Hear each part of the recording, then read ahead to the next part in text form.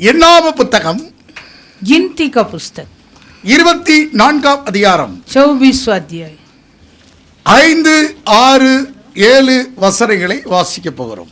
5, 6 और 7 वचन को पढ़ें. எல்லாரும் எடுத்துக்கொள்ளுங்க. सभी निकालेंगे.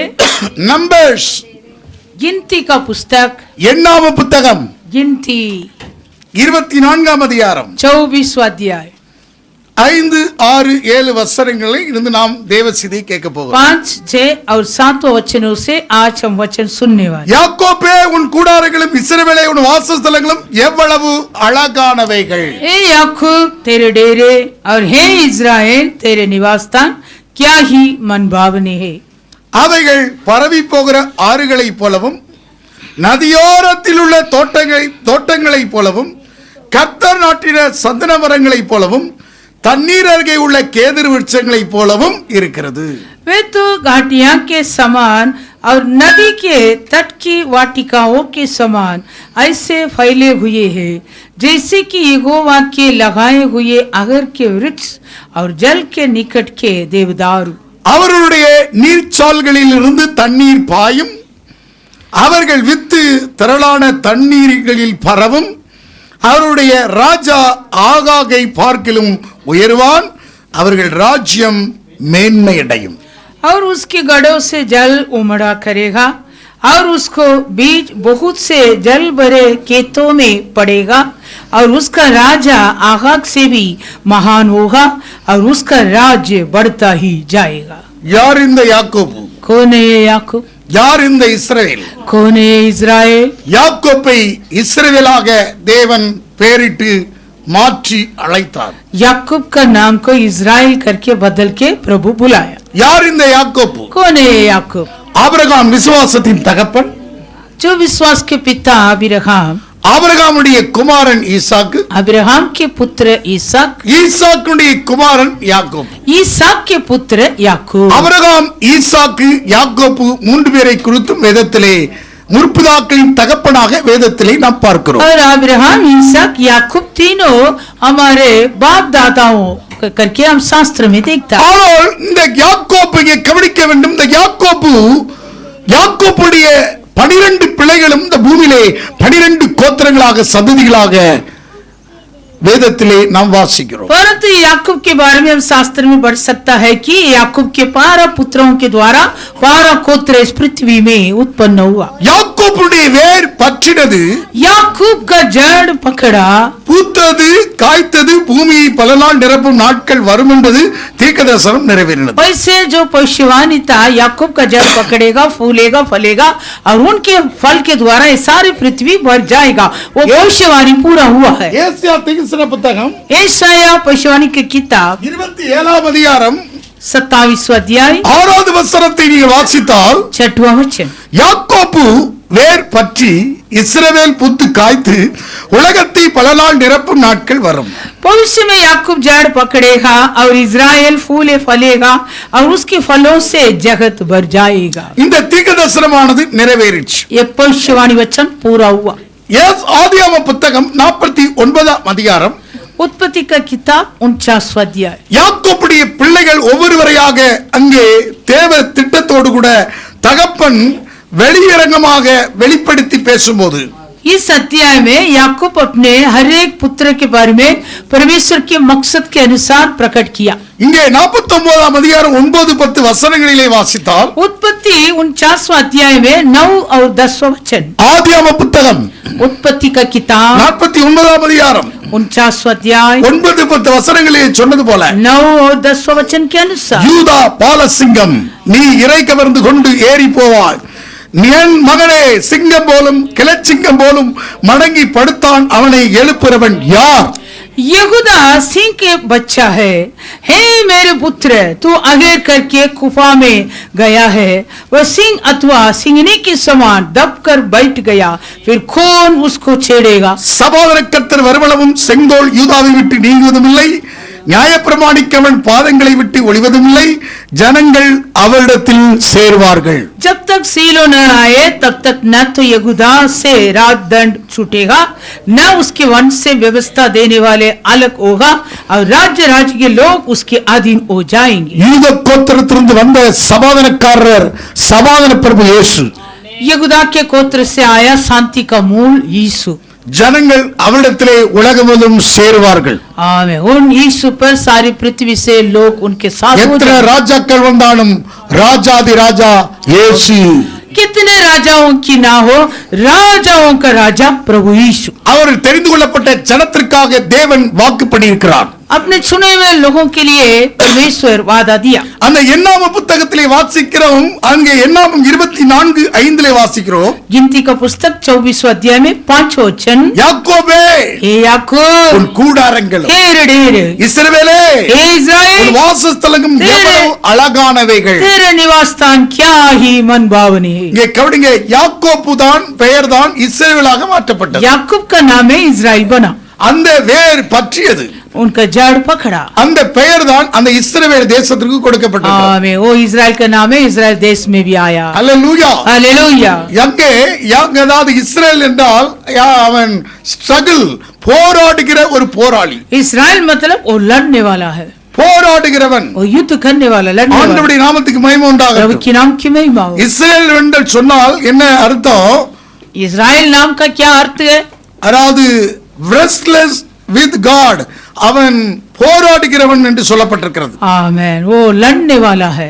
ஆண்டவருடைய நாமத்துக்கு மகிமை உண்டாகட்டும். प्रभु के नाम की महिमा हो। அவன் விடாமுயற்சியோடு கூட இருக்கிறவன். वो लगातार रहने वाला, அவன் தேவனோடு போராடுகிறவன். वो परमेश्वर से भी लड़ने वाला। அவன் வெற்றி அடைகிறதற்கு வரைக்கும் போராடுகிறவன். जब तक वो राज्य न करता तब तक वो लड़ेगा। ஆண்டவருடைய நாமத்துக்கு மகிமை प्रभु உண்டாகட்டும். के नाम की महिमा हो। அவனை குறித்து சொல்லக்கூடிய வார்த்தை என்ன? और याकूब के बारे में क्या कहता है? அவன் பரவி போகிற ஆறுகளைப் போலவும், आमीन। वो ऐसे नदी के समान है, நதியோரத்தில் உள்ள தோட்டத்தைப் போலவும், और नदी की तट की वाटिकाओं की கர்த்தர் நாட்டின समान, சந்தன மரங்களைப் और போலவும், यहोवा के लगाए हुए अगर के वृक्ष के தண்ணீர் समान, அருகே உள்ள கேதுரு விருட்சங்களைப் போலவும் இருக்கிறது. जल के निकट के देवदार के समान रहता அவருடைய है। நீர்ச்சால்களிலிருந்து தண்ணீர் பாயும். उसके गड़ों से जल उमड़ते रहेगा। அவர்கள் வித்து திரளாய் தண்ணீரில் பரவும். उसका बीज बहुत से जल भरे खेतों में पड़ेगा। அவருடைய ராஜா ஆகாக்கை பார்க்கிலும் உயர்வான். उसका राजा आगाग से भी महान होगा। அவருடைய ராஜ்யம் மேன்மடையும். उसका राज्य बढ़ता ही जाएगा। அவர் kingdom shall be exalted. उसका राज्य बढ़ता ही जाएगा। அவருடைய ராஜ்யம் உயர்ந்து கொண்டே இருக்கிறது. उनका राज बढ़ते जाता है। அவருடைய ராஜ்யம் உயர்ந்து கொண்டே இருக்கிறது. उनका राज बढ़ते जाता है। ஏசாயா தீர்க்கதரிசன புத்தகம் 9ஆம் அதிகாரம் यशायाह भविष्यवाणी की किताब 9वां अध्याय 6-7 वசனங்களை எடுத்துக்கொள்வோம். 6 और 7वां वचन। ஏசாயா தீர்க்கதரிசன புத்தகம் 9ஆம் அதிகாரம் 6-7 வசனத்திலே வாசித்தால், यशायाह भविष्यवाणी की किताब 9वां अध्याय में 6 और 7वां वचन। நமக்கு ஒரு பாலகன் பிறந்தார், நமக்கு ஒரு குமாரன் கொடுக்கப்பட்டார், கர்த்தத்துவம் அவர் தோள் மேல் இருக்கும், அவர் நாமம் அதிசயமானவர், ஆலோசனை கர்த்தர், வல்லமையுள்ள தேவன், நித்திய பிதா, சமாதான பிரபு என்னப்படும். हमारे लिए एक बालक उत्पन्न हुआ, हमें एक पुत्र दिया गया है, और प्रभुता उसके गांधे पर होगी, और उसका नाम अद्भुत युक्ति करने वाला, पराक्रमी परमेश्वर, अनंत काल का पिता और शांति का राजकुमार रखा जाएगा। தாவீதின் சிங்காசனத்தையும் அவருடைய ராஜ்யத்தையும் அவர் திடப்படுத்தி அதை இது முதற்கொண்டு என்னென்றைக்கும் நியாயத்தினால் நீதியால் நிலைப்படுத்தும்படிக்கு அவருடைய கர்த்தத்துவத்தின் பெருக்கத்திற்கும் அதில் சமாதானத்திற்கும் முடிவில்லை. சேனைகளின் கர்த்தருடைய வைராக்கியம் இதை செய்யும். उसकी प्रभुता सर्वदा बढ़ती रहेगी और उसकी शांति का अंत न होगा, इसलिए वह उसको दाऊद की राजगद्दी पर इस समय से लेकर सर्वदा के लिए न्याय और धर्म के द्वारा स्थिर किए और संभाले रखेगा। सेनाओं के यहोवा की धुन के द्वारा ये हो जाएगा। யார் இந்த தாவீது? कौन है ये दाऊद? யாக்கோபுக்கு பிறந்த யூதா கோத்திரத்திலிருந்து வந்ததுதான் தாவீது. जो याकूब के लिए जन्म हुआ, वो यहूदा के गोत्र से ये दाऊद उत्पन्न हुआ। ஆண்டவருடைய நாமத்துக்கு மகிமை உண்டாகட்டும். के नाम की महिमा हो। அவைத்தான் ஆதியாகமம் இங்கே மத்தேயு சுவிசேஷம் 1ஆம் அதிகாரம் முதல் வசனத்திலே வாசிக்கிறோம். मत्ती सुसमाचार 1 अध्याय 1 वचन। ஆபிரகாமின் குமாரனாகிய தாவீதின் குமாரனாகிய இயேசு கிறிஸ்துவின் வம்ச வரலாறு. अब्राहम की संतान, दाऊद की संतान, यीशु मसीह की वंशावली। ஆண்டவருடைய நாமத்துக்கு மகிமை உண்டாகட்டும். प्रभु के नाम की महिमा हो। யூத கோத்திரத்திலிருந்து பிறந்த 5 ஸ்திரீகளை குறித்து அங்கு சொல்லப்பட்டிருக்கிறது. यहूदा के गोत्र से जो जन्म हुआ 5 स्त्रियां के बारे में यहाँ दिया है। அதனால அங்கே 2வது வசனத்தை வாசித்தால், ஆபிரகாம் ஈசாக்கை பெற்றான், ஈசாக்கு யாக்கோபை பெற்றான், யாக்கோபு யூதாவை அவன் சகோதரையும் பெற்றான். दूसरा वचन, अब्राहम से इसहाक उत्पन्न हुआ, इसहाक से याकूब उत्पन्न हुआ, याकूब से यहूदा और उसके भाई उत्पन्न हुआ। யூதாவை குறித்து சொல்லப்பட்டிருக்கிறது. यहूदा के बारे में यहाँ लिखा, அதுல அந்த தாமாரை குறித்து சொல்லப்பட்டிருக்கிறது. और तामार के बारे में। அடுத்தது அந்த அதிலே 3, 4, 5, 6 வசனங்களை வாசித்தால் इसमें तीसरा, चौथा, पांचवा और छठवा वचनों में தாமார், तामार, ராகாப், राहाब, ரூத், रूत, பத்சேபால், बत्शेबा, அடுத்து 18வது வசனத்துல மரியாள். 18 वचन में मरियम। எல்லாம் இந்த உலகத்திலே தள்ளப்பட்டவர்கள், ரிஜெக்டட். ये सब स्त्रियां ये संसार से निकम्मा ठहरा हुआ, ஆனால் தேவனால் செலக்டட். परंतु परमेश्वर से चुने हुए। இந்த உலகத்தில் தள்ளப்பட்டவர்கள் தேவனால் தெரிந்து கொள்ளப்பட்டவர்கள். आमेन। इस संसार से निकम्मा ठहरा गए, लेकिन परमेश्वर से चुने हुए। என் ஆண்டவராகிய இயேசு கிறிஸ்து உலகத்திலே தள்ளப்பட்டார். मेरे प्रभु यीशु मसीह भी इस संसार में निकम्मा ठहरा மனுஷரால் गया। தள்ளப்பட்டது, मनुष्य निकम्मा ठहरा, தேவனால் தெரிந்து கொள்ளப்பட்டது. परंतु परमेश्वर से चुने हुए। ஆண்டவருடைய நாமத்துக்கு மகிமை प्रभु உண்டாகட்டும். की नाम की महिमा। அந்த வரிசையிலே வந்த வேர், யாக்கோபின் வேர், இந்த உலகத்திலே அவர் தள்ளப்பட்ட அனுபவத்துக்கு தான் வந்தான் யாக்கோபு. उसी बारी में आया है याकूब का जड़ यीशु, इस मनुष्य में एक निकम्मा ठहरा हुआ अनुभव पाया। இங்க பாருங்க, ஏசா தன் சகோதரன் கொலை வெறி பிடித்து இருக்கிறான். அவனால் மரணத்துக்கு ஒப்பு கொடுக்கப்பட்டவன்.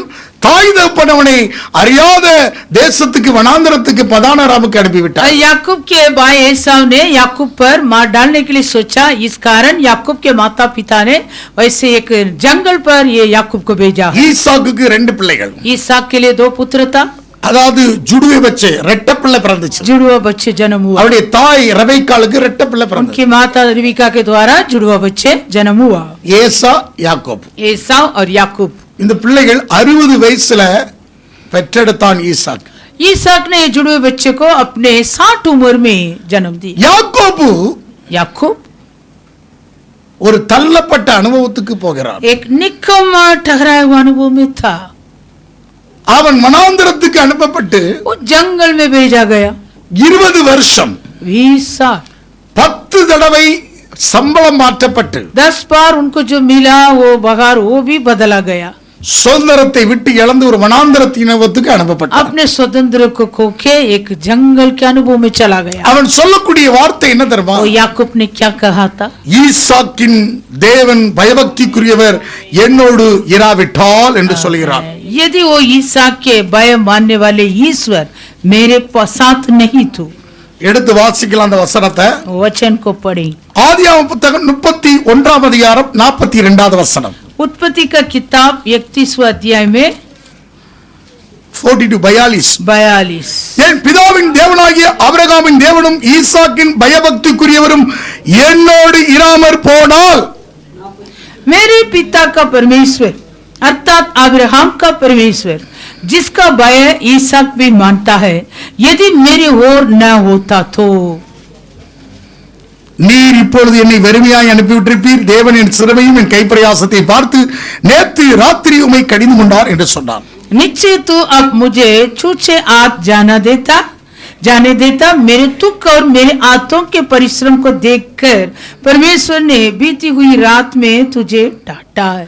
53வது வசனத்திலையும் ஈசாக்கின் பயபக்திக்குரியவர் என்று சொல்கிறார். और 53वां वचन में भी वैसे लिखा है जिसका भय इसहाक मानता था।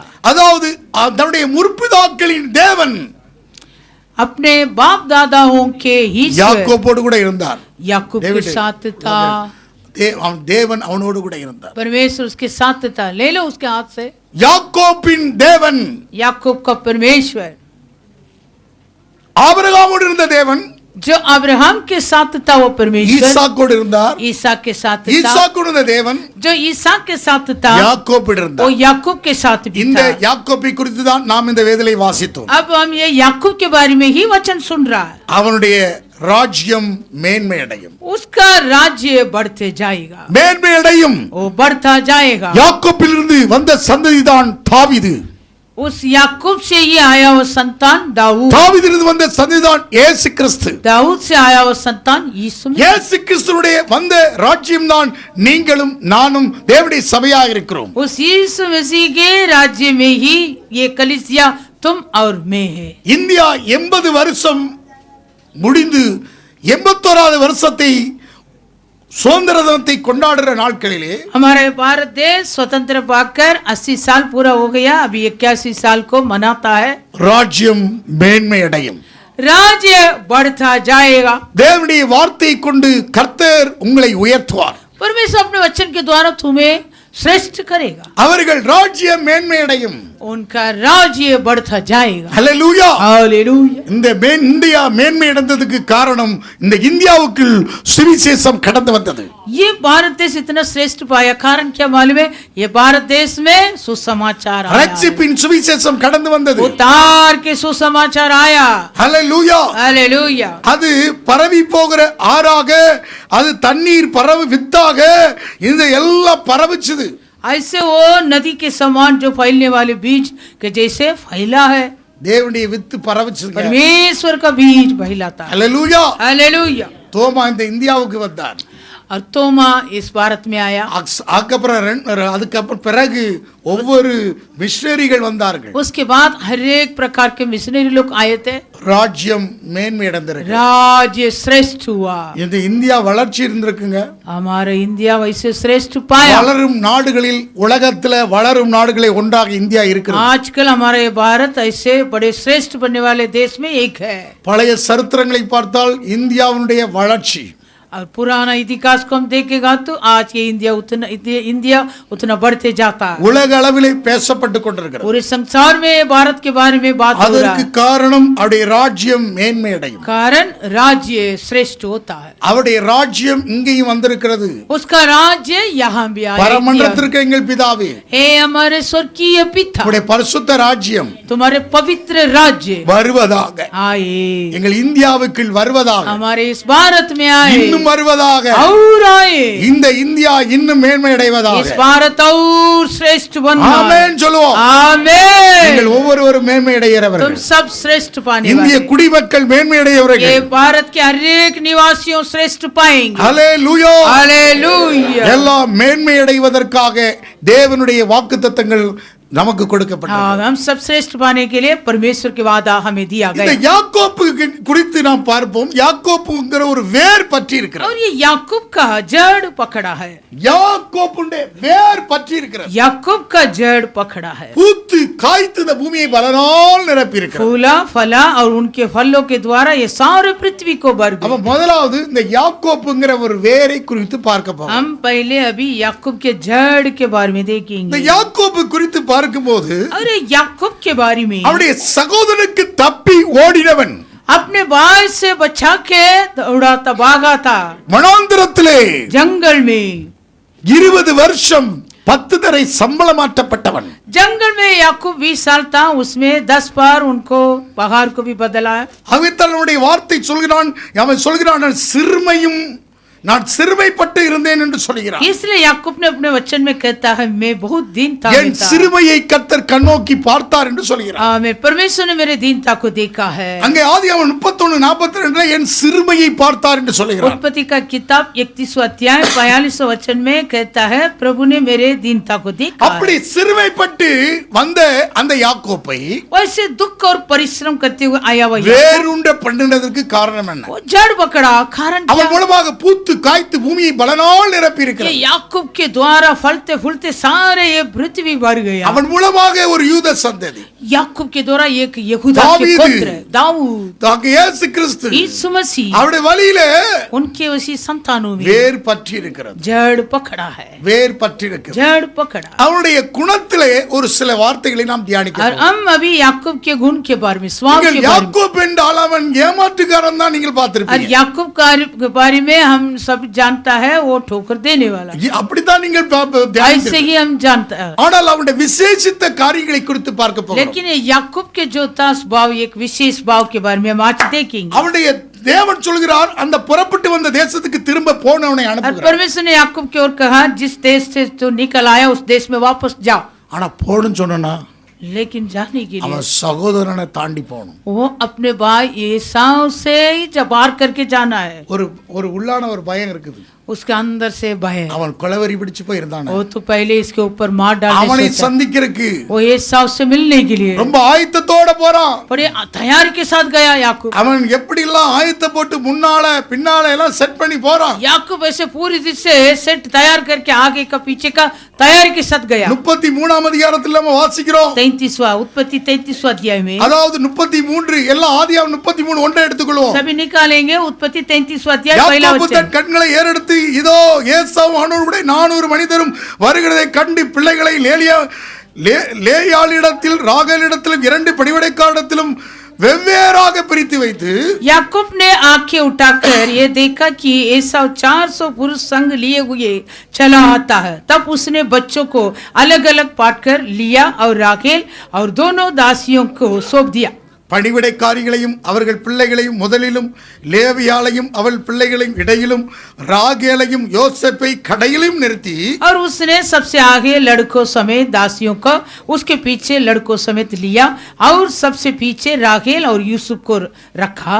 ஒரு எதிரியை சந்திக்க, தன் சகோதரன் எதிராளியா இருக்க சந்திக்க जो புறப்படுகிறார். बैरी था अपने भाई एसाव से मिलने के लिए भी तैयार हो रहा। தான் அவர்களுக்கு முன்பாக நடந்து போய் 7 விசை தரைமட்டம் குனிந்து வணங்கி தன் சகோதரர்கிட்ட சேர்ந்தான்.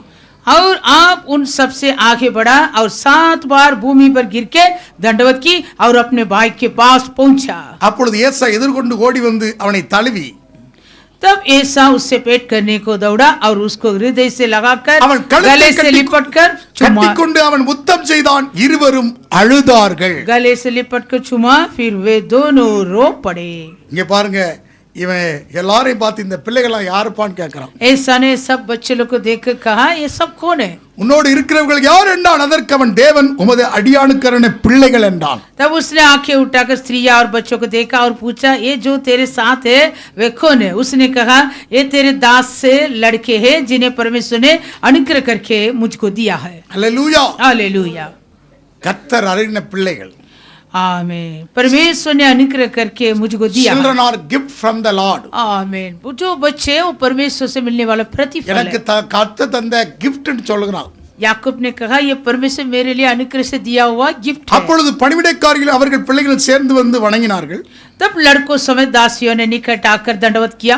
எல்லாம் சொல்லிட்டு 8வது வசனத்துல, ये सब होने के बाद 8वें वचन में, எனக்கு எதிர்கொண்டு வந்த அந்த மந்தையெல்லாம் எனக்கு என்னத்துக்கு என்றான். அதற்கு அவன், என் ஆண்டோடைய கண்கள் எனக்கு தயவிடத்திற்கு என்றான்.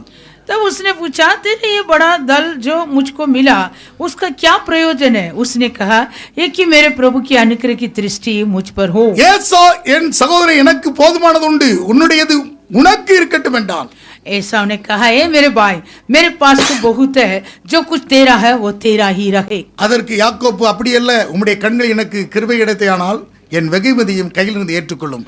நீர் என்மேல் பிரியமாய் நீர், நான் உம்முடைய முகத்தை கண்டது தேவனுடைய முகத்தை கண்டது போல இருக்கிறது. याकूब ने कहा, नहीं नहीं, यदि तेरा अनुग्रह मुझ पर हो तो मेरे पेट ग्रहण कर, क्योंकि मैंने तेरे दर्शन पाकर मानो परमेश्वर का दर्शन पाया है और तू मुझसे प्रसन्न हुआ है। ரொம்ப நிதானமாக படித்து இந்த செய்தியை கேளுங்கள். आमीन। धीरे से वचनों को बढ़कर ये संदेश தேவன் எனக்கு அனுக்கிரகம் செய்திருக்கிறார், வேண்டியதெல்லாம் எனக்கு உண்டு, ஆகையால் உனக்கு உமக்கு கொண்டு வரப்பட்ட காணிக்கை ஏற்றுக்கொள்ளும் என்று சொல்லி அவனை வருந்தி கேட்டுக்கொண்டான். அப்பொழுது அவன் அதை ஏற்றுக்கொண்டான். 11, इसलिए ये पेट जो तुझे भेजी गई है ग्रहण कर, क्योंकि परमेश्वर ने मुझ पर अनुग्रह किया है और मेरे पास बहुत है। जब उसने उससे बहुत आग्रह किया तब उससे पेट को ग्रहण किया।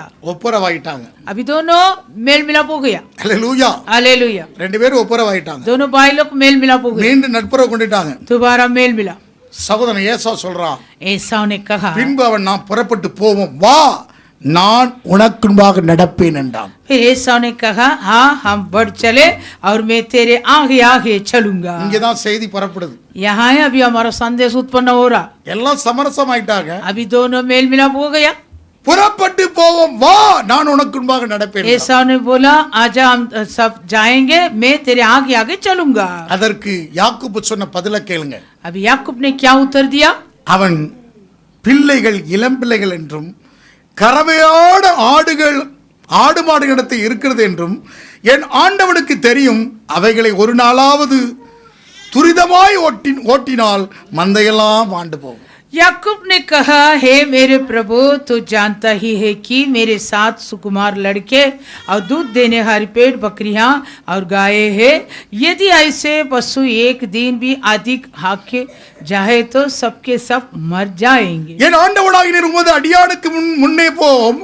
நான் சேயருடைய என் ஆண்டவனிடத்தில் வருமளவும் எனக்கு முன் நடக்கிற மந்தைகளில் கால்நடைக்கும் பிள்ளைகளின் கால்நடைக்கும் தக்கதாக மெதுவாய் அவளை நடைத்து கொண்டு வருகிறேன். इसलिए मेरे प्रभु अपने दास के आगे बढ़ जाए और मैं इन पशुओं की गति के अनुसार जो मेरे आगे है और बच्चों की गति के अनुसार धीरे धीरे चलकर सेईर में अपने प्रभु के पास पहुंचूंगा। அப்பவும் அவன் சகோதரன் கேட்கிறான், फिर भी ऐसा ने कहा, நான் மெதுவா நடத்திட்டு வரேன் நீ போறேன்னு சொன்னதுக்கு அப்புறம் याकूब जवाब देने के बाद ஏசா கேட்கிற என்னிடத்தில் இருக்கிற ஜனங்களை சிலரிடத்தில் நிறுத்தி விட்டு போகட்டுமா என்றான். அதற்கு அவன், அது என்னத்திற்கு, என் ஆண்டவருடைய கண்களில் எனக்கு தவை கிடைத்தால் மாத்திர போதும். ऐसा ने कहा, तो अपने साथियों में से मैं गई एक तेरे साथ छोड़ जाऊं। उसने कहा, ये क्यों, इतने ही बहुत है कि मेरे प्रभु के अनुग्रह की दृष्टि मुझ पर बनी रहे। 3 தடவை சொல்லப்பட்டிருக்கிறது. वैसे 3 बार लिखा है, அதாவது கண்களில் தயவு என்று சொல்லி अनुग्रह की दृष्टि करके 3 बार 8வது வசனத்திலையும் 10வது வசனத்திலையும் 15வது வசனத்திலையும் வாசிக்கிறோம். 8वां वचन, 10वां वचन और 15 वचन में लिखा है, ஆண்டுடைய கண்களில் எனக்கு கிருபை கிடைத்தா போதும். आमीन, मेरे प्रभु की अनुग्रह की दृष्टि मुझ पर बनी रहे। ஆண்டவருடைய நாமத்துக்கு மகிமை உண்டாகட்டும். प्रभु के नाम की महिमा हो। இங்கே நல்ல ஒரு தகப்பன் பார்க்கிறோம். यहाँ एक अच्छे पिता को हम देख सकता है। யாக்கோப்பு 12 பிள்ளைகளை பெற்றெடுத்து याकूब का 12 पुत्र होने के बाद ஒரு பெரிய ஒரு சேனையாக நடத்தி கொண்டு வரும்போது एक बड़े सैनिक के साथ वो सभी को अगुवाई कर रहा है। அப்படிப்பட்ட வேளையிலே அவனுக்கு ஒரு நிதானம் வந்திருக்கிறது. तब ये याकूब के अंदर ऐसे एक स्वभाव था, धीरज था। அவன் நிதானமாக நடக்கிறதை பார்க்க முடிகிறது. आमीन, ये याकूब का चाल चलन को हम देखेगा तो धीरज से चलता था, மெதுவாக நடத்தணும். धीरज से अगुवाई करना। இங்க கவனிங்க, அவன்கிட்ட இருந்த பிள்ளைகள் இளம் பிள்ளைகள், क्योंकि जो याकूब के पास था वो लड़के लोग கறவையான सुकुमार ஆடுகள் என்று लड़के ஆடுகளா இருக்கிறது. और दूध देने वाली पेड़ बकरियां। இங்க பாருங்க, ஆங்கிலத்துல அதுக்கு நல்லா சொல்லப்பட்டிருக்கிறது. अंग्रेज में उसका अच्छा लिखा है, அதாவது பால் கொடுத்து பராமரிக்கக்கூடிய அந்த குட்டிகளோடு கூட அவன் கொண்டு வந்து கொண்டிருக்கிறான். आमीन, जो याकूब के साथ लेकर आया था दूध देने वाली पेड़ बकरियां और गाय, பிள்ளைகளும் இளம் பிள்ளைகள். और उनका लड़के लोग भी सुकुमार। என் ஆண்டவனுக்கு தெரியும், அவைகள் நான் ஒரு துரிதமா வேகமா நடத்தினா மந்தையில மாண்டு போகும். आमीन, यदि ऐसे पशु एक दिन भी अधिक में तेज से चलेगा तो वो सब मर जाएगा। அப்ப நீர் என் கூட வந்தா நீர் வேகமா போவீர், इसलिए ये आप मेरे साथ आएगा तो आप बहुत तेज से चलेगा। நான் என் பிள்ளைகளும் கால்நடைக்கு தக்கதாக மெதுவாய் நடத்தி கொண்டு வருவேன். मैं अपने लड़कों और मेरे भेड़ बकरियों के अनुसार मैं धीरज से अगुवाई करेगा। மெதுவாய் நடத்தி கொண்டு வந்தவன், वैसे धीरज से अगुवाई करके याकूब लेकर आया। கறவலாடுகளை மெதுவாக நடத்துகிறவன், मतलब दूध देने वाली पेड़ बकरियों को धीरज से अगुवाई करने இங்க वाला। கவனிங்க, அதாவது கறவலாடுகள் என்றால் என்ன? दूध देने वाले पेड़ बकरी मतलब क्या?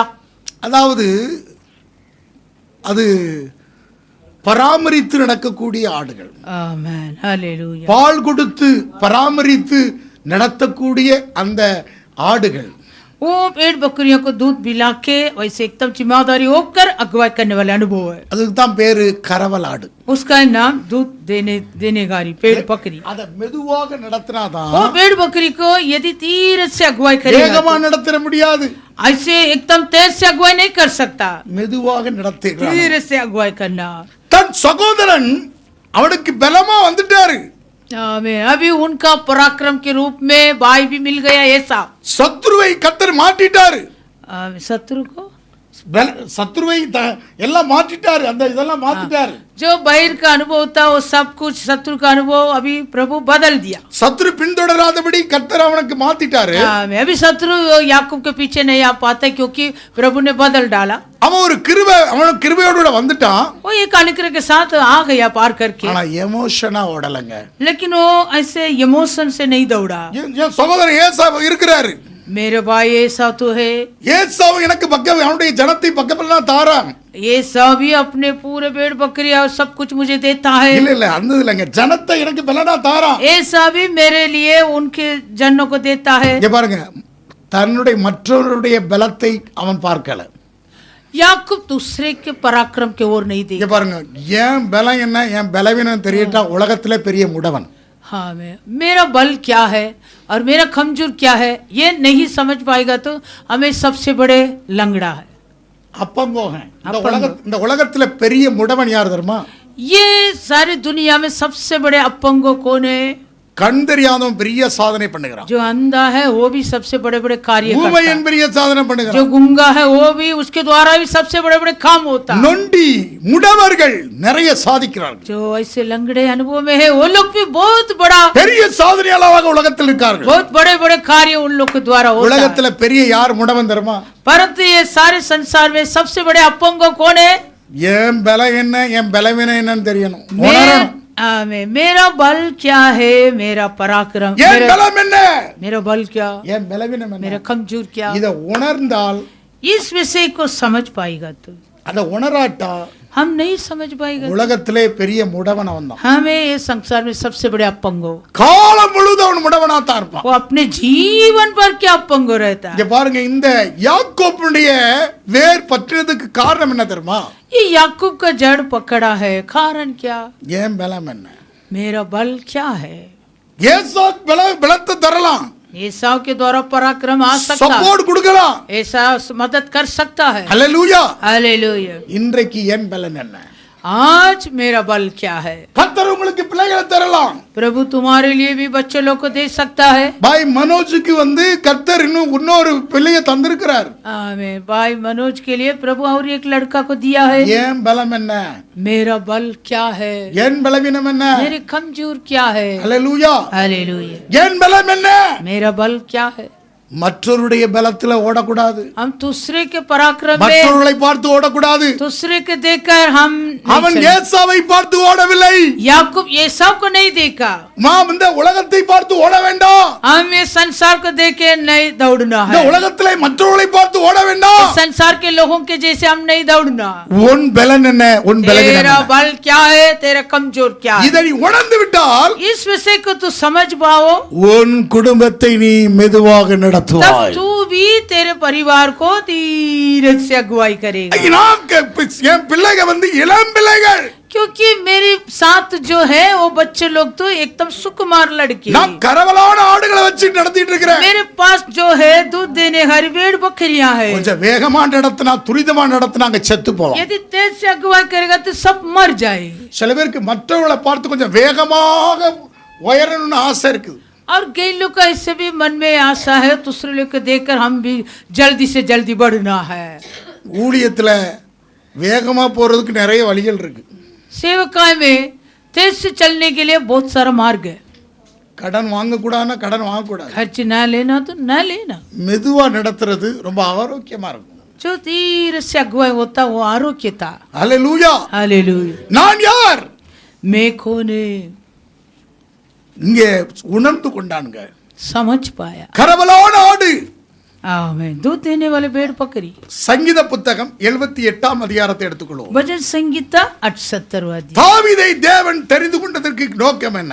आमीन। दाऊद को प्रभु चुन लिया, क्या मकसद। வாசிக்கலாம். சங்கீத புத்தகம் 78 71. भजन संगीता 78 में 71। சங்கீத புத்தகம் 78ஆம் அதிகாரம் 71. கரவலாடுகளின் பின்னாக திரிந்த அவனை தம்முடைய ஜனமாகிய யாக்கோப்பையும் தம்முடைய சுதந்திரமாகிய இஸ்ரவேலையும் மேய்ப்பதற்காக அழைத்து கொண்டு வந்தார். वो उसको बच्चे वाली भेड़ों के पीछे पीछे फिरने से ले आया कि वह उसकी प्रजा याकूब की अर्थात उसके निज भाग इज़राइल की चरवाही करे। இதுக்காரங்க கரவலாடுகளின் பின்னாக திரிந்த அவனை. आमीन। जो बच्चे वाली भेड़ों के पीछे फिरा था दाऊद। கரவலாடுன்னா என்ன? बच्चे वाली भेड़ मतलब क्या। ஹல்லேலூயா. हालेलुया। அதாவது ரொம்ப வீக்காக, ரொம்ப குட்டியாக அந்த ஆடுகளை தூக்கி சமந்து பாலூட்டி அதை பராமரித்து நடக்கிறவன் தான் நல்ல மேய்ப்பன். आमीन। अच्छा चरवाहा कौन है? ऐसे जो रहता है भेड़ों को उठा के उनको दूध पिला के अपने जिम्मेदारी होकर अपने वश में रख के पालता है, वही अच्छा चरवाहा।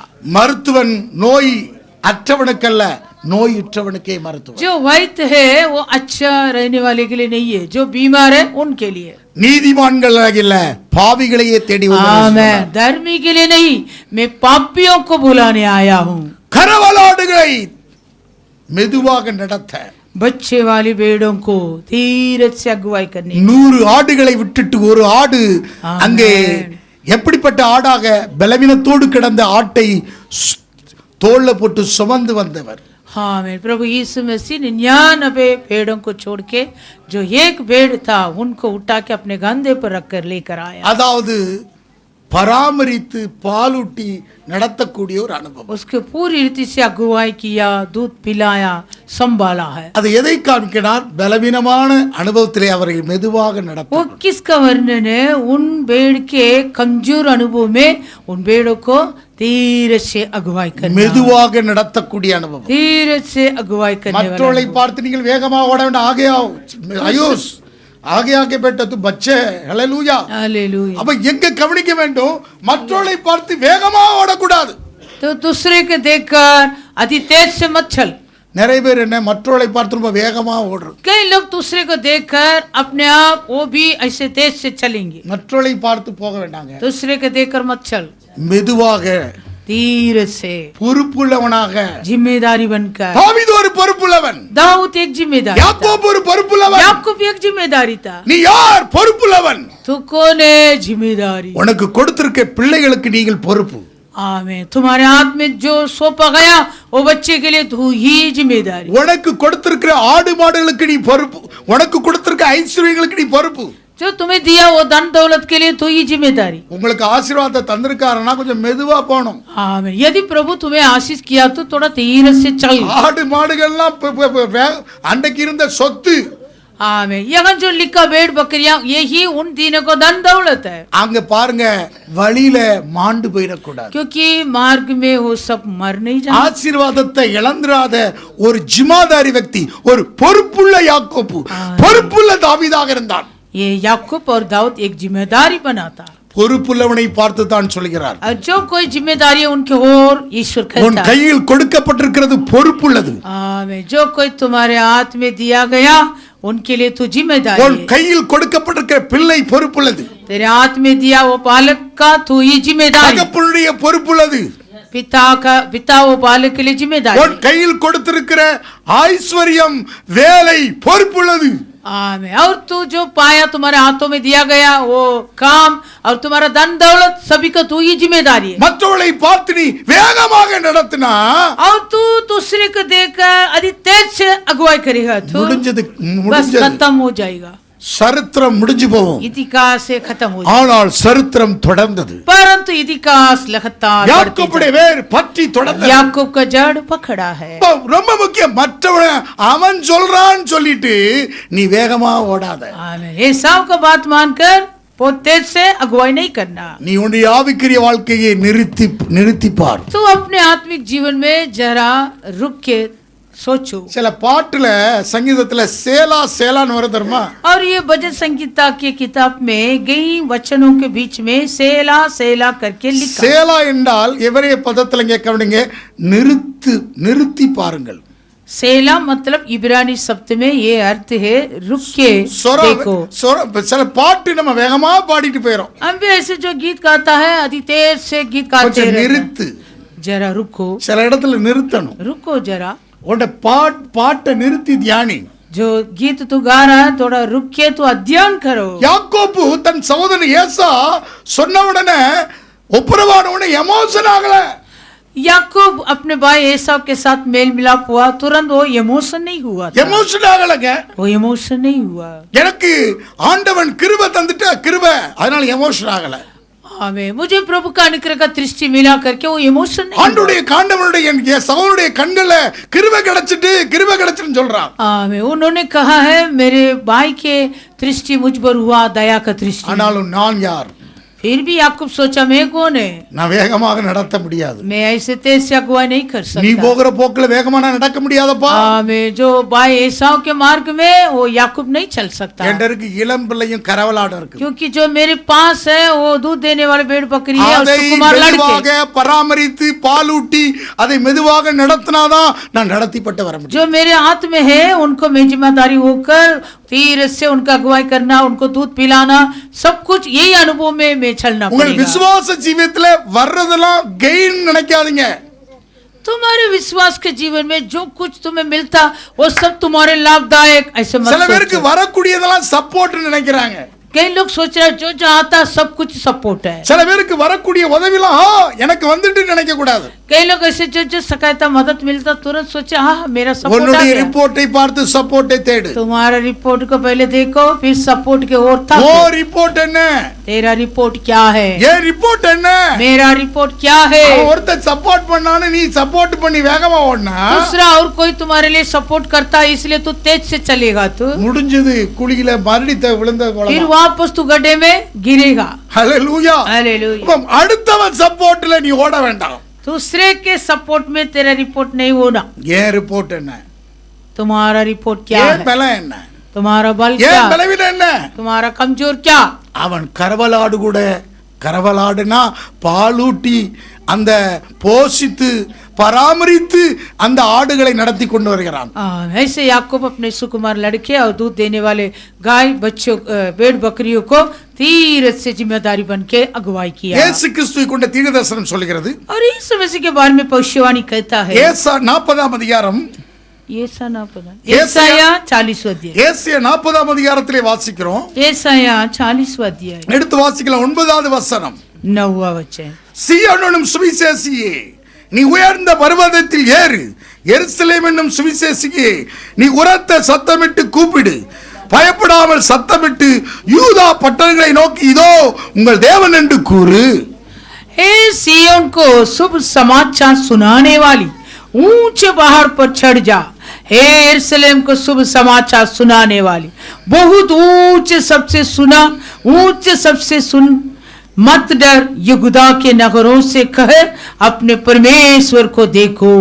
இதோ கர்த்தராகிய ஆண்டவர் பராக்கிரமசாலியாக வருவார், அவர் தமது புயத்தினால் அரசாளுவார்.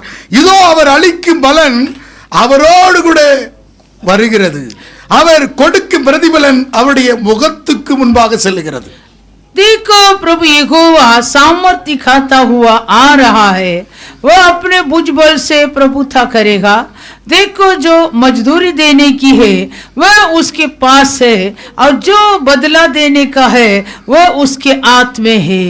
அவர்தான் ஆண்டவராகிய இயேசு கிறிஸ்து. वही प्रभु यीशु मसीह, மேய்ப்படை போல தமது மந்தையை மேய்ப்பார். वो चरवाहा के जैसे अपने झुंड को चराएगा। ஆட்டுக்குட்டிகளை தமது புயத்தினால் சேர்த்து தமது மடியிலே சுமந்து கரவலாடுகளை மெதுவாக நடத்துவார். वो भेड़ों के बच्चों को अंगवार में लिए रखेगा और दूध पिलाने वालियों को धीरे धीरे ले चलेगा। மெலிந்த ஆடுகள் உண்டுங்க. ऐसे बहुत कमजोर भेड़ भी रहता, ஆட்டுக்குட்டியான ஒரு அனுபவம் உண்டு, हमें एक ऐसे मेमने के अनुभव, அதை மெதுவா தான் वो நடத்துவார். धीरे धीरे चलाना। அதனாலதான் பேதுருவை பார்த்து சொன்ன கேட்டாரு, इसलिए पतरस के ओर यीशु पूछा, என் மேல நீ என்னை நேசிக்கிறாயா? ए पतरस तो मुझ पर प्रेम रखा क्या?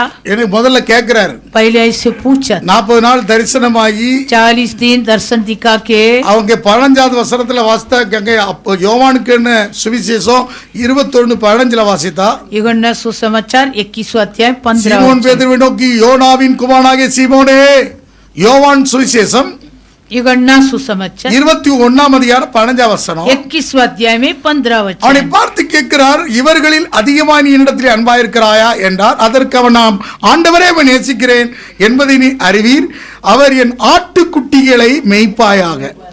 यीशु ने समौन पतरस से कहा, ए समौन युगन्ना के पुत्र, क्या तू इनसे बढ़कर मुझसे प्रेम रखता है?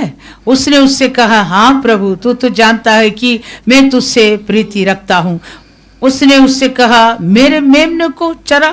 ஆடுகளை மேய்ப்பான்னு சொல்லல, पहले भेड़ों को करके नहीं लिखा, ஆட்டுக்குட்டிகளை மேய்ப்பையாக. मेरे मेमनों को चरा. எப்பா நீ ரொம்ப முந்திரி குட்ட மாதிரி வேகமா பேசுறவன்பா, வேகமா நடத்துறவன். तू तो आगे आगे बात करने वाला, बहुत तेज से चलाने वाला. நீ வேகமா மறுதளிச்சிட்டு ஓடிட்ட. तो कितने तेज से इनकार करके भाग गया. நீ இப்போ ஆட்டுக்குட்டியை மேய்ப்பானா உன்னை மெதுவாக, அதாவது ஃபீட் மை lamp, ஆட்டுக்குட்டிய கொஞ்சம் மெதுவா மேய்ச்சா தான் ஆட்டை மேய்க்கணும். मेमनों को चरा मतलब जो मेमना है भेड़ों को बच्चे उनको धीरे धीरे चलाना. இங்க பாருங்க, ஒரு ஊழியக்காரன் நல்ல மேய்ப்பனா இருக்குன்னா சாதாரண உடனே நல்ல மேய்ப்பனா ஆக முடியாது. हाँ, एक सेवक अच्छे चरवाहा बनने के लिए तुरंत नहीं बन सकता. குறைஞ்சது 30 வருஷமாக ஆட்டுக்குட்டிகளை மெதுவாக நடத்தி நசல் உண்ணத அதற்கு காயங்கட்டி அந்த பலவீனமான ஆடுகளை தூக்கி எடுத்தவனாக இருந்தாதான் அவன் ஒரு நல்ல மேய்ப்பன். आमीन. लगभग हिंदी में चलिए. Hallelujah, hallelujah, hallelujah. हालेलुया. कमजोर मेमने को और पिछला हुआ गांवों से पड़ा हुआ उस मेमना को उनको उठाकर पालन किया हुआ व्यक्ति है अच्छा चरवाहा बन सकता आमीन. है. Hallelujah, hallelujah. हालेलुया. अब சும்மா ஆட்டை மேய்க்கிறது முடியாது. ऐसे भेड़ों को चराना आसान बात नहीं. முதலாவது இங்க கவனிங்க, ஆட்டுக்குட்டிய மேய்ப்பாயாகன்னு சொன்னார். पहले इसने कहा समौन से मेरे मेमना को चरा. வேகமாக மத்தவன் நடத்துறது போல நீ நடத்தக்கூடாதுப்பா. जैसे दूसरे लोग तेज से चलाता वैसे तू नहीं चराना. தேவ சித்தத்தை நீ கேட்டு மெதுவாக நடத்தணும். आमीन. तो परमेश्वर को इच्छा को सुनकर धीरे से ही अगुवाई करना. சில பேர் ரொம்ப வாழ்க்கை ரொம்ப வேகமா போகுது வண்டி. कई लोगों की जिंदगी ऐसे बहुत तेज से चलता. ஊழியத்தை பார்த்தா நைட்டு யாவது காலையில ரசிக்கப்படுறான், மத்தியானம் ஞானஸ்நானம் நடக்கிறான், ராத்திரி சபையை துவைக்கிறான். ऐसे के बारे में भी आजकल जो बोर में उतार पाता, दोपहर को बपतिस्मा लेता, रात को सेवक बन जाता. அடுத்த நாள் பார்த்தா ஒரு சபை, दूसरे दिन एक खलीसिया, அதுக்கு அடுத்த நாள் பார்த்தா சபை. परसों का दिन दूसरा खलीसिया. எனக்கு பஞ்சாப்ல 25 ஊழியர்கள்ங்கறான். फिर कहेगा मेरा पंजाब में 25 प्रकार का सेवा हो रहा. எம்பில 23 ஊழியர்கள். मध्य प्रदेश में 23 सेवा हो रहा. எங்க பார்த்தா அதை தேடி மேப்ல கண்டுபிடிக்க வேண்டியது இருக்கு. वो हम मैप में ढूंढना पड़ेगा. இங்க கவனிங்க, सुनिए. மெதுவாக உன் தரிசனத்தை மெதுவாக நடத்தப்பட வேண்டும். जो दर्शन पाया व्यक्ति अपने दर्शन को धीरे से. உன் பிள்ளைகளை உன் குடும்பத்தை மற்றவர்களை பார்த்து நடத்தாத. तू अपने परिवार को अपने बाल बच्चों को दूसरे को देखकर अगुवाई मत कर. நீ யார்? तू कौन है? உன் பலம் என்ன? तेरा बल क्या? பலவீனம் என்ன? तेरे कमजोर क्या? மற்றவர்களை பார்த்து வேகமா ராயப்பா வேகமா சம்பாதிக்க நினைக்காத. आमीन. भाई रायप्पा अधिक देर से कमाने के लिए मत सोचो. அங்க ஹார்மோஸ் நதியில சுட்டு போடுவான். जो हारमोस है अमर- गोली चढ़ा देगा. என்னது அனுப்புறான்? ஏவுகணை அனுப்பிச்சுட்டு तो இருக்கிறான். मिसल वहां से मिसल आता है जहाज के ऊपर. போன வாரம் சொன்னாரு அவரு, वो पिछले हफ्ता कहा था 4 மாசத்துல ஒருத்தன் 45 லட்சம் ரூபாய் சம்பாதிச்சிட்டாயா. 4 महीने में एक लड़का 45 लाख कमाया. ஒரு சீமன் ஒரு மாசத்துக்கு $1200 சம்பாதிக்கலாம். एक सीमन यदि एक महीने के लिए कितना कमा सकता है? $1200. இங்க கவனிக்க வேண்டும். सुनिए, அதாவது ஒரு மாசத்துக்கு 1 லட்சம் ரூபாய் சம்பாதிக்கலாம்னு வச்சுக்கிறோம். मतलब एक महीने में 1 लाख रुपया कमा सकता அவன் 4 மாசத்துல 45 லட்சம் ரூபாய் சம்பாதிச்சிட்டான். है. लेकिन वो सीमन 4 महीनों में 45 लाख रुपया कमा दिया. உயிரா பணமா, உயிரா பணமா. जीवन है क्या पैसा? जीवन है क्या पैसा? அதாவது அந்த ஹோர்மோஸ் அந்த சந்திப்ப ஜல் சந்திப்ப 4 மணி நேரம் லைட் ஆஃப் பண்ணி போட்டுட்டு கப்பல் தாண்டணும். मतलब जो हारमोस बोलकर वो जगह है, वो जगह पर जो जहाज में रहने वाला है पूरे लाइट बंद करके 4 घंटे में वो जगह पार करना है. ஏவுகணை அனுப்பி தடானு தாக்குனா முடிஞ்சது வாழ்க்கை. क्योंकि अचानक मिसाइल को भेजेगा तो बस खत्म. அவனுக்கு சம்பளம் எவ்வளவு தெரியுமா? इसलिए उनका कितना पगार मिला मालूम है? எவ்வளவு சம்பளம்? कितना? $3000 ஒரு ட்ரிப்புக்கு கொடுக்கறாங்க. एक समय के लिए எப்படி $3000. challenge? ஒரு ட்ரிப்புக்கு அந்த 4 மணி நேரத்தை நீ கடந்து போயிட்டா உனக்கு எத்தனை? $3000. वो 4 घंटे में तो पार करके जाएगा तो तुम्हें $3000 मिलेगा. இப்போ உலக அளவுல ஆயில் தான் தேவை. இப்போ अभी पूरे संसार का जरूरत क्या है? तेल. உலகத்துக்கு சொந்த சோதனை. ये संसार का आया हुआ परीक्षा। அவன் ஈரான்காரன் டக்கு டக்குன்னு போட்டுட்டு இருக்கிறான். वो ईरान से मिसाइल भेजते रहता। எத்தனை கப்பல் மாலுமிகளை அடிச்சிட்டான். जितने जहाज के मांझीरों को खत्म कर दिया। हालेलुया। हालेलुया। जहाज में काम करने वाला सारी लोग लिए वो लोग मार डाल रहा है, जहाज को मार रहा है। आमीन। क्योंकि हालेलुया காரணம் साबी तेल लेके जा रहा है, எல்லாரும் எண்ணெயை கொண்டுட்டு போறாங்க। हालेलुया। हालेलुया। लेकिन एक ट्रिप के लिए $3000 दे रहा है। ஆமென்। ஒரு நேரத்துக்கு $3000 கிடைக்குது। கேப்டனுக்கு $20000. கேப்டனா இருந்தா அவருக்கு 20000। அவன் ஒரே 6 மாதத்துல அவன் வாழ்க்கையை முடிச்சிட்டு ரிட்டையர்ட் ஆகி போயிடுவான், எனக்கு போதும் பணம் वो சொல்லி 6 महीने में कैप्टन पूरा कमा के रिटायर करके चले जाएगा, उतना पैसा। 4 மாசத்துல 45 லட்சம் ரூபாய் ஒரு சாதாரண சீமன் சம்பாதிச்சிட்டு एक இறங்கி போயிட்டான். आसान सीमन 4 महीने में 45 लाख रुपया कमाता। டப்புன்னு போட்டான் பாருங்க, அதோட எல்லா பாஸ்போர்ட் இதெல்லாம் எடுத்துட்டு அதோட முடிஞ்சு இறங்கி ஓடிட்டான். अचानक ईरान से मिसाइल डाला, वो सब कुछ लेकर भाग गया। இங்க கவனிங்க, வேகமாக அதை போல நம்ம எண்ணிட்டு யாரு ராயப்பணம் சாரி தொடைஞ்சிட்டு வேலை இல்ல 3 வருஷம் இல்ல போவோன்னு போயிடக்கூடாது, வேண்டாம். ऐसे भाई रायप्पा भी ठीक है 3 साल हो गया, हमको भी काम नहीं मिला, சாவோன்னு போயிட்டோம். आमीन। जीवन है क्या या हमारा नहीं से जाएगा तू। கர்த்தர் உன்னை மெதுவாகத்தான் ஆசீர்வதிப்பார். प्रभु तुम्हें धीरज से अगुवाई करेगा। ஆண்டவர் மெதுவாக நடத்தி கொண்டிருப்பார். प्रभु तुम्हें धीरज से अगुवाई करता है। கரவலாடை போல आमीन। दूध देने वाले भेड़ बकरी की தேவனுடைய ராஜ்யத்தில் நீ கரவலாடுப்பா. तो परमेश्वर के राज्य में मेमना है। கர்த்தர் உன்னை மெதுவாகத்தான் உன்னை நடத்துவார். प्रभु तुम्हें धीरज से ही अगुवाई। வேகமாக போணும் சம்பாதிக்க போணும் சொன்னா அங்க यदि மோதி. तेज से कमाने सोचेगा तो அதனால இங்க பாருங்க, நீ யார்? तू कौन है? முதல்ல இப்ப சமாதானத்தோட இருக்கிறோம். पहले तो शांति के साथ யாக்கோபு रहो। சமாதானம் ஆயிட்டான். रायप्पा भी शांति पाया। யாக்கோபு याकूब சமாதானம் ஆயிட்டான். सारी ब्रदर याकूब கர்த்தருடைய கிருபை அவனோட இருக்குது. प्रभु का अनुग्रह की दृष्टि उसी के साथ। எவனாவது ஒருத்தன் சொன்னான்னு சொல்லிட்டு कोई भी कुछ भी कहेगा, பெரிய ஆஃபர்லாம் வரும். बड़ा बड़ा ऑफर भी मिलेगा। ஏச்சன்னு சொல்லுவா, நீ போ பரவாயில்லப்பா நான் பாத்துக்கிறேன்மா. वे कहेंगे जा तू, कोई बात नहीं मैं देखूंगा। தேவன் அது சித்தம் இல்ல. वो प्रभु का इच्छा नहीं। ஹalleluya। हालेलुया। உன்னை கர்த்தர் உயர்த்துகிற உன்னை மேன்மைப்படுத்துகிறவர். आमीन। प्रभु तुम्हें श्रेष्ठ बनाए, அவருடைய ராஜ்யம் மேன்மை அடையும். उसका राज्य बढ़ते ही அந்த जाए। ராஜ்யத்துக்கு கீழ நீ வந்துட்டப்பா, उस राज्य के अधीन में तू आ நீ गया, மேன்மை அடைவாய். तू भी श्रेष्ठ पाए। ஹalleluya। हालेलुया। யாக்கோபு அந்த ராஜ்யத்துக்கு கீழ இருந்ததனாலதான், याकूब वो राज्य के अधीन में था, इस ஒரு कारण தரிசனத்தோடு இருக்கறனாலதான் याकूब एक दर्शन के साथ था। அவன் எப்பா சகோதரன் சொல்றான்னு சொல்லிட்டு அந்த சப்போர்ட்ல வேகமா போகல. इसलिए वो अपने भाई के सपोर्ट को नहीं लिया। நான் யார்? ஏன் இளம் பிள்ளைகள், आमीन। क्योंकि मेरे साथ जो है सब सुकुमार लड़के, என்னுடைய ஆடு மாடுலாம் கரவலா मेरे पेड़ बकरी भी सब ऐसे। வேகமா நடத்தினா வழியில செத்து मैं तेज से अगुवाई करेगा तो सब मार्ग में ही मर जाएगा, பிரயோஜனம் இல்ல. कुछ प्रयोजन नहीं है। அவன் மெதுவாக நடத்திட்டு வரான். आमीन। इसलिए धीरे धीरे अगुवाई। நான் வேணா उனக்கு ஆள் சப்போர்ட் தரேங்க.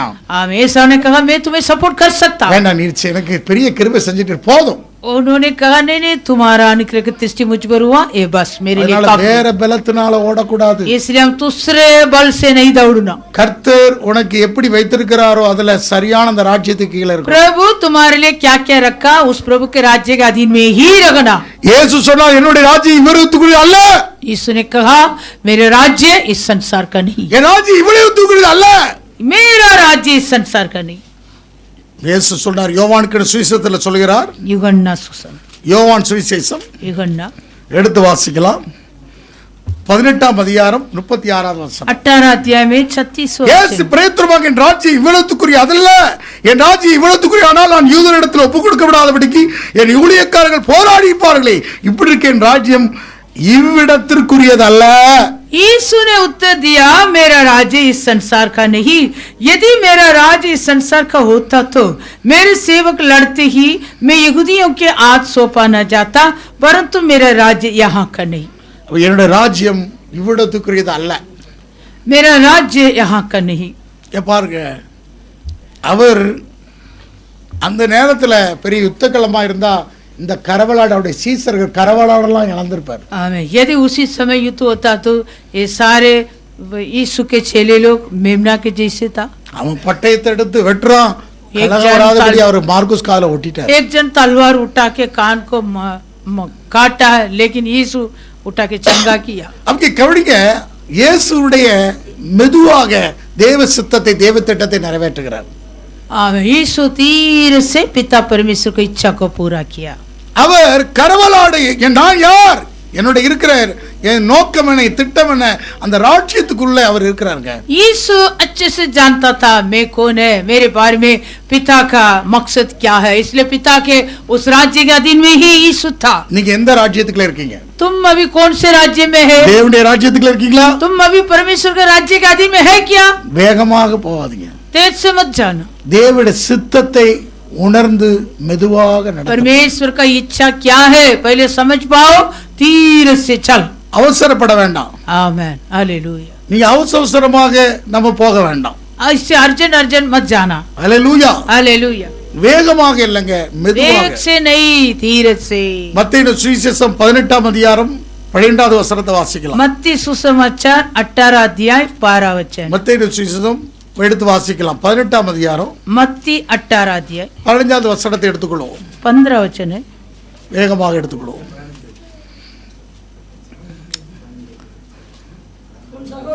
இல்ல 12வது வசனம். 12 वचन।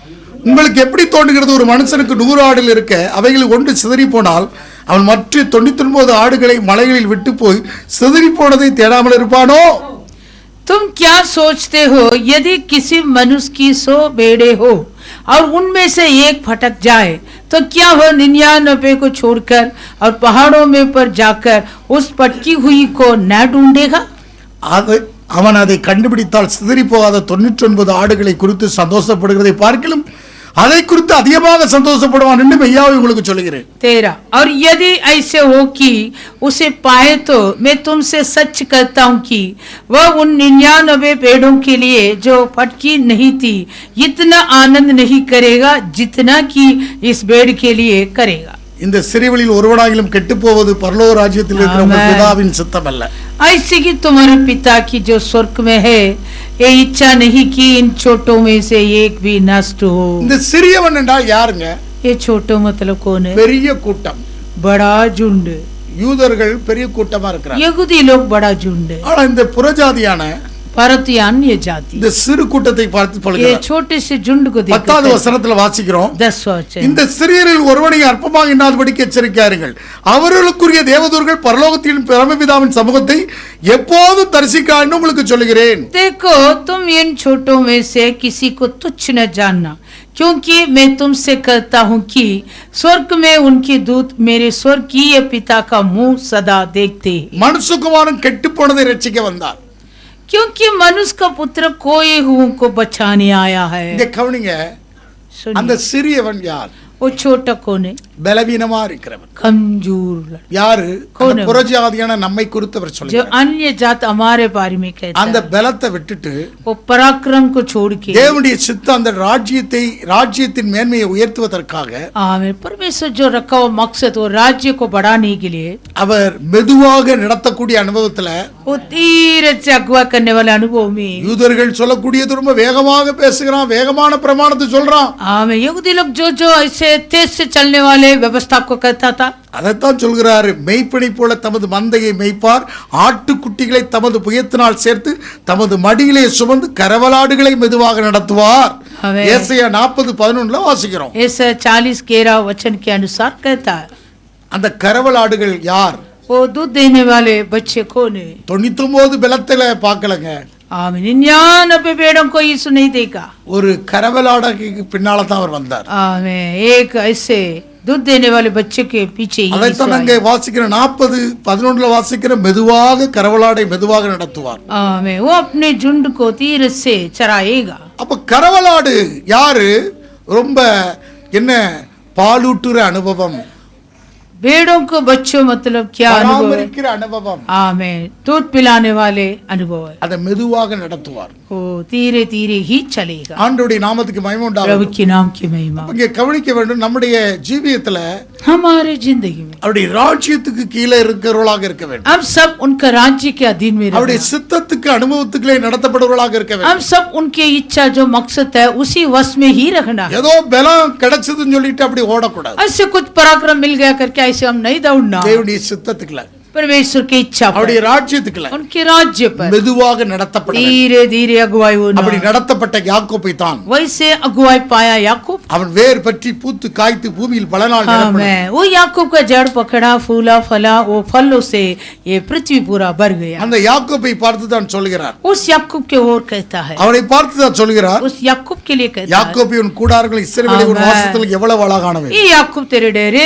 ये इस्राएल तेरे निवास स्थान क्या ही मन भावन। அவைகள் பரவி போகிற ஆறுகள் என்று சொல்கிறார். वो ऐसे फैलने वाले नदियां, அது நதியோரத்தில் தோட்டங்களைப் போலவும் கர்த்தநாட்டின சந்தன மரங்களைப் போலவும் தண்ணி அருகே உள்ள கேதுரு விருட்சங்களைப் போலவும் இருக்கிறது. वो नदी के किनारे के ऐसे प्रभु यहोवा लगाया हुआ अगर के वृक्ष के जैसे और देवदार वृक्ष जैसे फैलते फैलते रहे। அவருடைய நீர்ச்சாலிலிருந்து தண்ணீர் பாயும், அவர் வித்து திரளான தண்ணீர் பரவும், அவருடைய ராஜ்யம் மேன்மை அடையும் என்று சொல்லப்பட்டது. आमीन। और उनके गढ़ों से जड़ उमड़ेगा, उनके राज बढ़ता ही जाएगा। ஆண்டவருடைய நாமத்துக்கு மகிமை உண்டாகும். प्रभु की नाम की महिमा हो। இப்ப யாக்கோபை குறித்து பார்க்கும்போது याकूब के बारे, யாக்கோபின் சந்ததியிலிருந்து தான் ஆண்டவராகிய இயேசு கிறிஸ்து வந்தார். आमीन। ये याकूब के संतान से प्रभु यीशु मसीह आया। அதுதான் யாக்கோபிலிருந்து ஒரு நட்சத்திரம் உதித்தது என்று ஓ, யாக்கோப் 24:17 வாசிக்கிறோம். आमीन। गिनती 24 अध्याय 17 वचन कहता, उस याकूब से एक तारा उदय होगा। என்னாம 24:17 गिनती का पुस्तक 24 अध्याय 17 वचन। செய்வாய் அல்ல,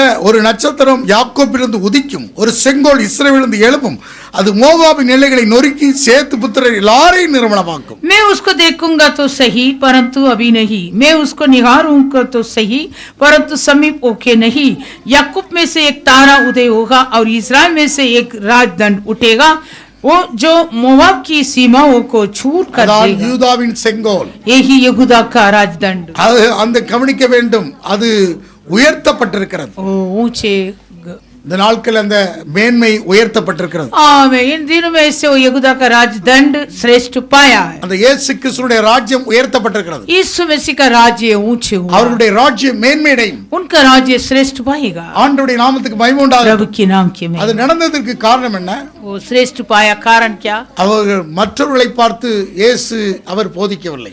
यीशु दूसरे को देखकर शिकायत नहीं किया। ஆசாரியர்கள், याजकों, வேதபாரகர்கள், शास्त्रियों பண்டிதர்களை பார்த்து और போதிக்கல. पंडितों को देखकर यीशु शिकायत नहीं किया। அவருக்கு பாருங்க, பழிய இல்ல இரக்கத்தையே விரும்புகிறார். बलिदान को नहीं दया को चाहत करता है। பழிய இல்ல இரக்கத்தையே விரும்புகிறார். बलिदान को नहीं दया पर यीशु चाहत करता है, வேகமாக அல்ல. तेज से नहीं। இந்த ஜனம் யார்? ये जन कौन है? தொய்ந்து போன ஜனம். आमीन। निराश हुआ जन है। மனதுருகினார். ओ यीशु तरस खाया। அல்லேலூயா. हालेलुया। அவர்கள் மேல மனதுருகிறார். उन पर यीशु तरस खाया। அது எப்படிப்பட்ட ஆடுகள் என்று தெரியுது ओ அவருக்கு. भेड़ों के बारे में क्या लिखा है? எப்படிப்பட்ட ஆடு அது? ओ कैसे भेड़ है? கரவலான ஆடு. आमीन। दूध देने वाले, அதாவது ஒரு குழந்தையான ஒரு அனுபவம், बच्चे वाले भेड़। அவர்களை பராமரிக்கிற அனுபவம். आमीन। उन सारे भेड़ों को जिम्मेदारी होना। அதனாலதான் அங்க எப்படிப்பட்டதா சொல்றாரு, நீ ஆட்டுக்குட்டிகளை மேய்ப்பாயாக. इसलिए यीशु ने कहा तू मेरे मेमनों को चरा।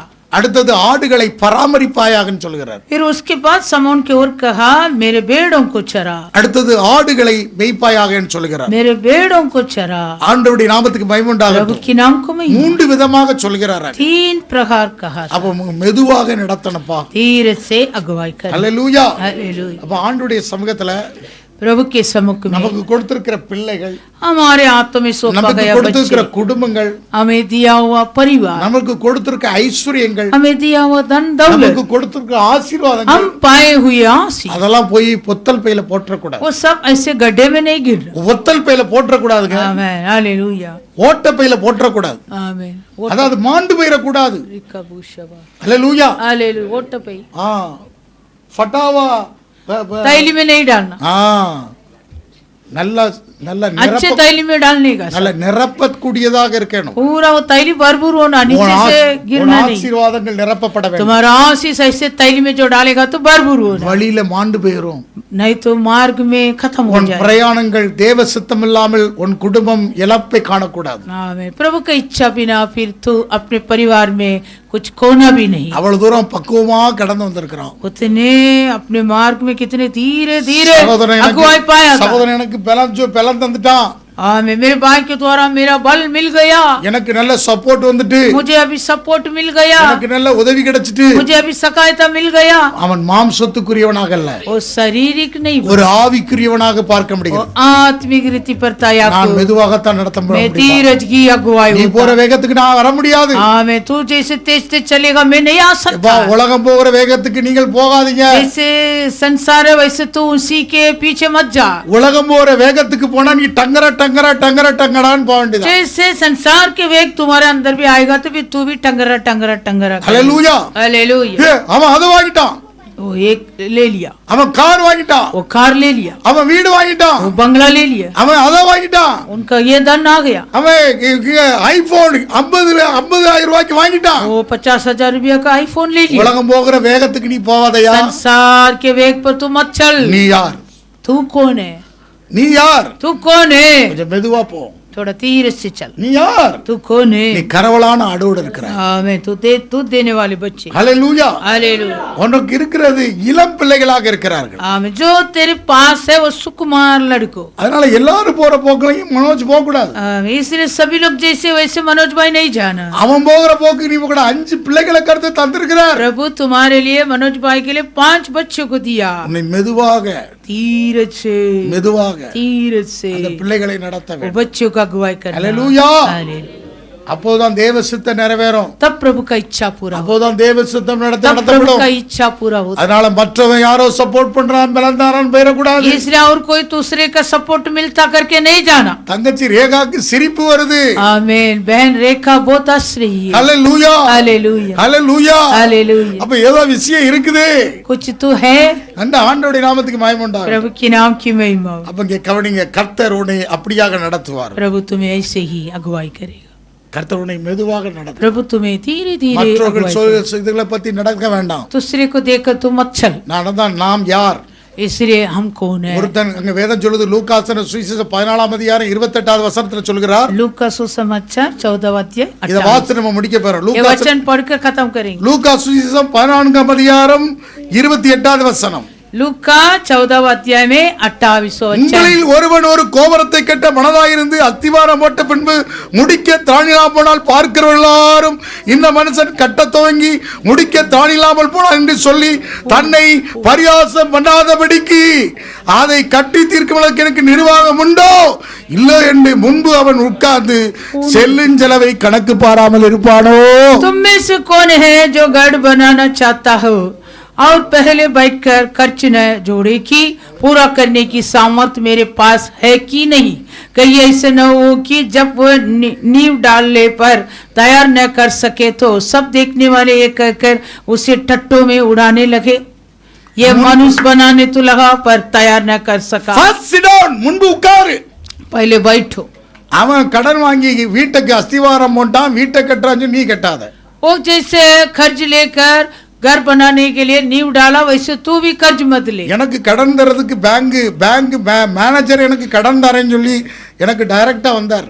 मेरे लिए बैंक मैनेजर सीधा मेरे पास डायरेक्ट आया है, मैं आपके लिए खर्च இந்த दे இடத்தை सकता हूं। வாங்குறதுக்கு ये जगह लेने के लिए 20 வருஷத்துக்கு முன்னாலே எனக்கு வாங்கி தரதுக்கு ஆள் இருந்துச்சு. 20 साल के पहले मुझे जगह खरीद के देने के लिए था, मेरे लिए सपोर्ट था। ஒரு சகோதரன் யாருக்கு இன்னொரு சகோதரன் சொல்றாரு, ஒரு நான் ஐயா லோன் போட்டு நம்ம வாங்குவோயான்னார். और एक भाई ने मुझसे कहा अय्या हम लोन डाल के ले लेंगे जगह।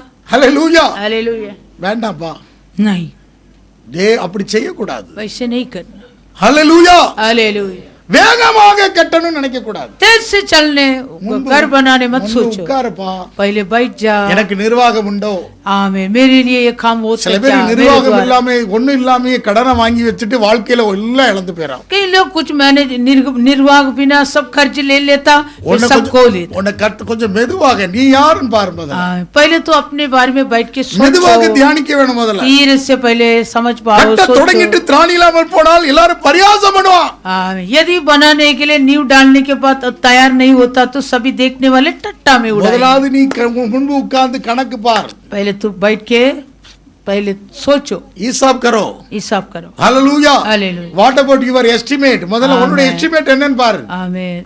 जितने तेरे पास है कैसे तू कर सकते, क्या बना सकते, क्या पहले बैठ के सोच। இன்றைக்கு வரைக்கும் கர்த்தருடைய சமூகத்துல திருச்சபைக்கு முன்பாக சொல்றேன், நான் யாரும் 25 பைசா கடன் வாங்கல. आज तक प्रभु के सम्मुख में तुम ये कलीसिया के सामने में कहता हूँ, आज तक किसी से मैं 25 पैसा कर्ज नहीं लिया. மற்றவர்கள் சபை வாங்குறார்கள், மற்றவர்கள் இடம் வாங்குறார்கள், மற்றவர்கள் ஆலயத்தை கட்டினாலும் போய் நான் வேகமாக இதை வாங்கவில்லை போகல. दूसरे कलीसिया जगह लेता चटपट से कलीसिया बनाता करके मैं ऐसे तेज से जाके मैं किसी से कर्ज ले नहीं लिया. முதலாவது நீ மெதுவாக உன்னுடைய வாழ்க்கையில நீ யார் என்று விளங்கிக் கொள்ள வேண்டும். ऐसे तुम भी पहले अपने जिंदगी में बैठ के तू कौन है, तेरे पास कितना है, पहले तो हिसाब. எமோஷனா கூட அண்ணமணியே நமக்கு வயசாயிட்டு ஒத்துக்குறோம். अन्नमणि भैया आपका उम्र हो गया, வயசாயிட்டு நம்ம ஒத்துக்கிறோம், சில விஷயங்கள் ஒத்துக்கிறோம். कई विषय को हाँ करके हम ग्रहण करना ही चाहिए. हाँ मेरा तो उम्र நம்ம ஓடக்கூடாது. और दूसरे किसी को बात मानकर हम नहीं दौड़ना. குழியில விழ வச்சிருவாயா, वो गड्ढा में गिरा देगा. வயசு என்ன இப்போ?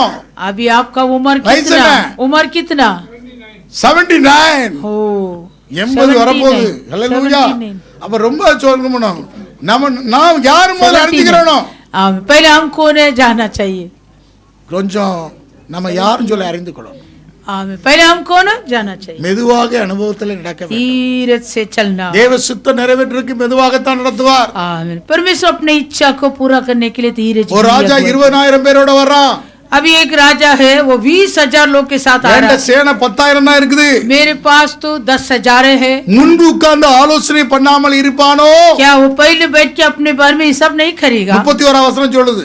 31 ஃபர்ஸ்ட் சிட் டவுன், முன்பு உட்காரு. என்கிட்ட ஒருத்தன் 20,000 வரான், என்கிட்ட 10 தான் இருக்கு. एक जन आ रहा मेरे विरोध से 20,000 के साथ, मेरे पास तो 10,000 है. முன்பு உட்கார்ந்து पहले बैठकर சமாதானத்துக்கு ஏதோ ஆலோசனை பண்ணு.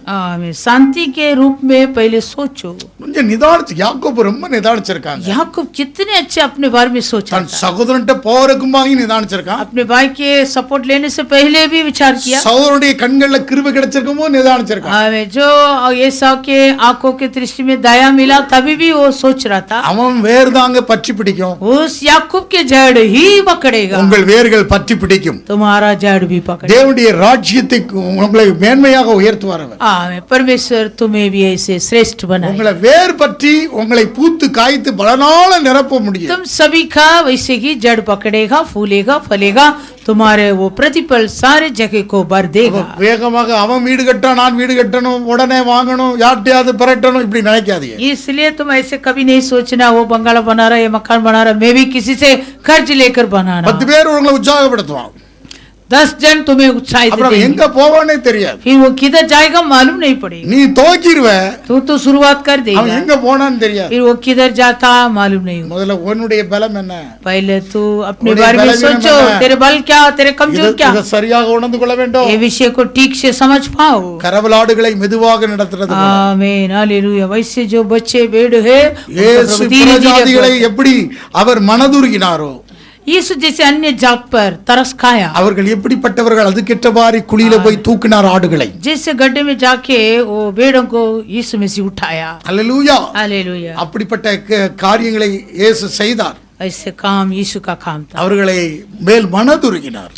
उन पर यीशु तरस खाया, அவர்களை மெதுவாக நடத்தினார். धीरे से अगुवाई किया. அந்த ஜனங்கள் கரவலாடுகள்.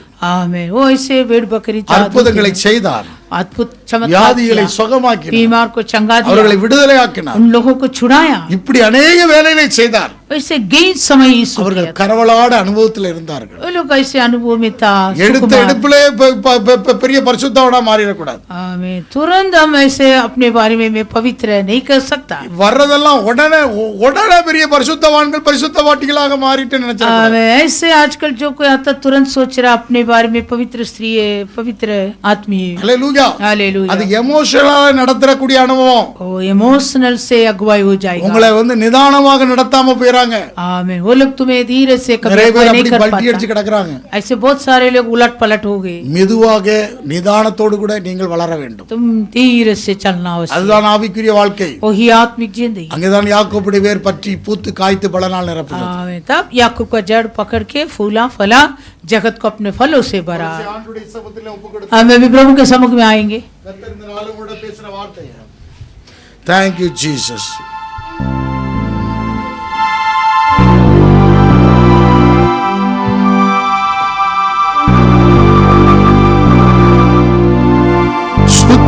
உள்ளவருக்கு ஒரு நல்லவராகவே இருக்கிறாரு. सचमुच शुद्ध मन वाले के लिए परमेश्वर भला है. எங்க ஆசையெல்லாம் நீங்க தான்ப்பா. हे प्रभु, हमारी सारी आशा तू ही है, வேற எங்களுக்கு ஆசை இல்லப்பா. और कुछ आशा नहीं. உங்களுடைய சமூகத்துல இந்த வேலை அர்ப்பணிக்கிறோம். इस समय हम आपके सम्मुख में समर्पण करता हूं. ஆண்டவருடைய விருப்பமெல்லாம் உங்களுடைய हे प्रभु, हमारी सारी चाहत आपका है. தேவ சமூகத்துல ஒரு அர்ப்பணிப்போம். प्रभु के सम्मुख में हम और एक बार समर्पित करेंगे. Thank you Lord. धन्यवाद यीशु. और कोई चाहत नहीं यीशु राजा, तेरे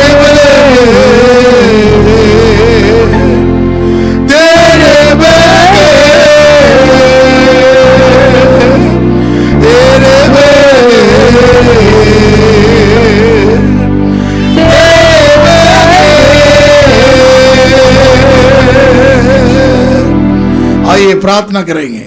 अनुग्रहकारी प्रेमी